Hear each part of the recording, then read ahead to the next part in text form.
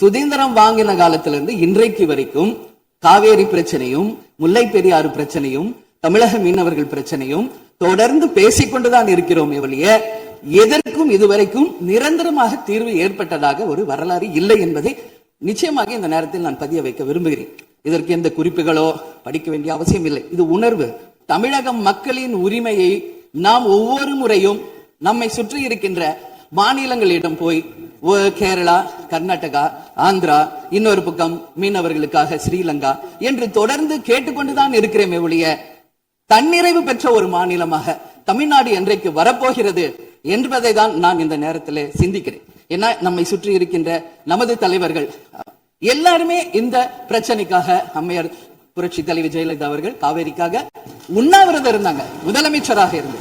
கலைஞர் அவர்கள் இதற்காக பல போராட்டங்கள் நடத்தினார். அண்ணன் ஸ்டாலின் அவர்கள் பல தீர்மானங்களை நிறைவேற்றி இருக்கிறார்கள். அது மட்டும் இல்லை, இதுவரைக்கும் முதல்வராக இருந்த அத்தனை பேருமே இதற்காக நாம பேசி இருக்கிறோம், போராடுகிறோம், சட்ட ரீதியாக நாம் அதற்கான தீர்வுகளை காண்கிறோம்.